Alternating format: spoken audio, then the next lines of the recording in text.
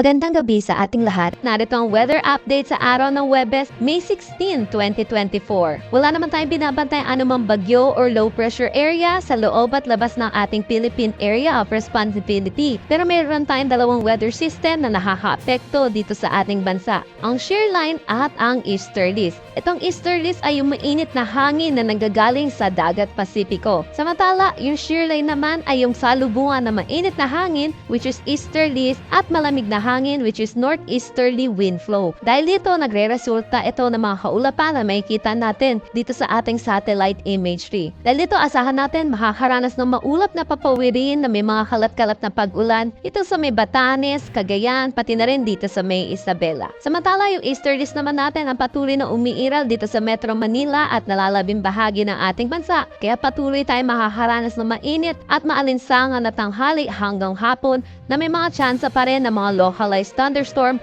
pagdating ng hapon at gabi.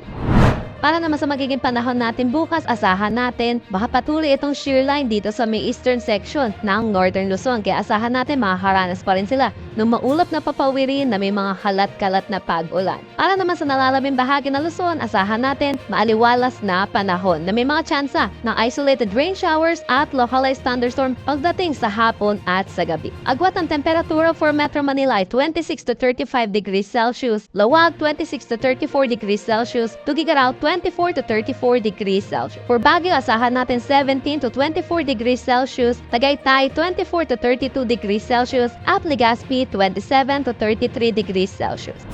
Para dating naman natin dito sa may Palawan, Visayas at Mindanao, patuloy itong maaliwalas na panahon. Agwat ang temperatura for Calayan Islands at Puerto Princesa 26 to 34 degrees Celsius, Iloilo at Tacloban 27 to 33 degrees Celsius. For Cebu, 28 to 33 degrees Celsius. Sa Zamboanga at Cagayan de Oro, asahan natin 26 to 33 degrees Celsius at Davao 26 to 34 degrees Celsius.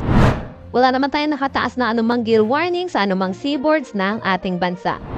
Dako naman tayo sa magiging panahon natin sa susunod na 3 araw sa mga pinisyudad ng ating bansa. Kung makikita pa rin natin, easterlies pa rin patuloy na umiiral kaya asahan natin magiging maaliwalas pero mainit at maalinsangan ang ating hapon na may mga tsansa na ng mga localized thunderstorm pagdating sa hapon at sa gabi. For Metro Manila, asahan natin maximum temperature 35 degrees Celsius, Baguio 25 degrees Celsius at Legazpi City maximum temperature 34 degrees Celsius. Para naman sa Visayas, asahan natin maaliwalas din ang kanilang panahon. For Metro Cebu, agwat ng temperatura 28 to 33 degrees Celsius, Iloilo City 26 to 33 degrees Celsius, Tacloban City 27 to 32 degrees Celsius. Generally fair weather din ang aasahan natin dito sa may Mindanao. Metro Davao, asahan natin 26 to 34 degrees Celsius, Cagayan de Oro 26 to 33, Zamboanga City 25 to 34 degrees Celsius.